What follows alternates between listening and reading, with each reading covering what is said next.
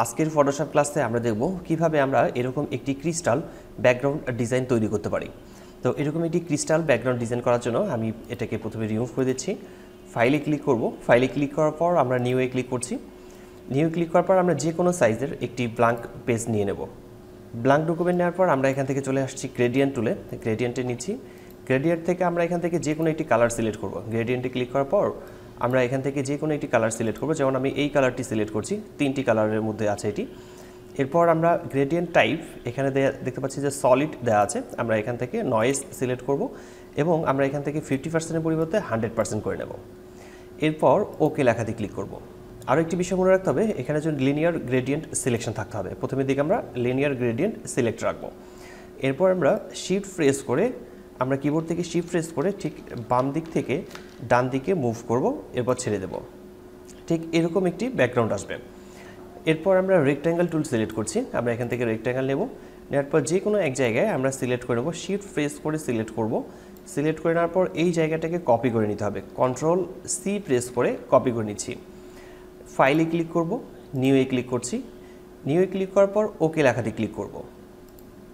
ওকে লেখায় ক্লিক করার পর যে ব্ল্যাঙ্ক পেজটি আসছে, কন্ট্রোল ভি প্রেস করে আমরা এটাকে পেস্ট করে নেব। এখানকার যে লেয়ারটি আছে এই লেয়ারটিকে কন্ট্রোল জে প্রেস করে এটি কপি করে নিতে হবে। এরপর কন্ট্রোল টি প্রেস করে ফ্রি ট্রান্সফর্ম করে নেব।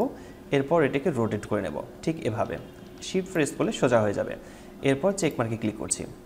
এই লেয়ারটিতে সিলেক্ট থাকা অবস্থাতে আমরা এখান থেকে নর্মালে ক্লিক করছি। নর্মাল থেকে আমরা এখান থেকে মাল্টিপ্লাই করে নেব। মাল্টিপ্লাই করে নেওয়ার পর এডিটে ক্লিক করব।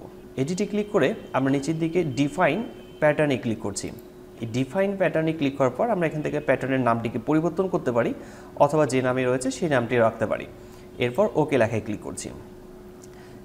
এখান থেকে আমরা এটাকেও কেটে দিচ্ছি, আবার এটাকেও কেটে নেব। এরপর ফাইলে ক্লিক করে নিউয়ে ক্লিক করছি। নিউয়ে ক্লিক করার পর নতুন একটি ডকুমেন্ট ওপেন করে নিচ্ছি। আমি এখান থেকে যে কোনো একটি সাইজের ডকুমেন্ট ওপেন করে নেব। আপনারা যে কোনো একটি সাইজের ডকুমেন্ট এখান থেকে ওপেন করে নিতে পারেন। আমি এই সাইজের একটি ডকুমেন্ট ওপেন করে নিচ্ছি। এরপর আমরা আবারও গ্রেডিয়েন্টে আসছি।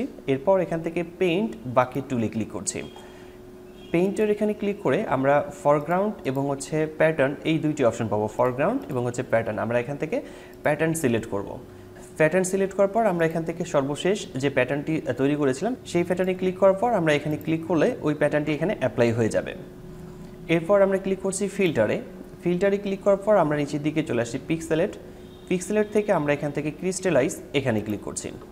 এখানে ক্লিক করার পর আমরা সেল সাইজ এটিকে আমরা আমাদের পছন্দ মতো রাখতে পারবো। যেমন আমি এখান থেকে ছোটো করে রাখছি, আবার এখান থেকে এটাকে বাড়িয়ে রাখছি। আপনাদের যেরকম দরকার, যতটুকু সাইজ দরকার ঠিক ততটুকু সাইজ এখান থেকে অ্যাপ্লাই করে নিতে পারবেন। যেমন আমি এটি রাখছি। এরপর ওকে লেখায় ক্লিক করছি। ওকে লেখায় ক্লিক করার পর আমরা দেখতে পাচ্ছি যে আমাদের এখানে একটি ক্রিস্টালাইজ ব্যাকগ্রাউন্ড ডিজাইন চলে আসছে।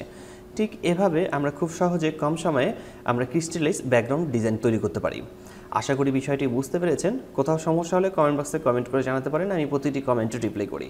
আজকের টিউটোরিয়ালটি এখানে শেষ করছি। দেখা হচ্ছে ফটোশপে নতুন কোনো টিউটোরিয়ালে। ততক্ষণ পর্যন্ত ভালো থাকবেন, সুস্থ থাকবেন।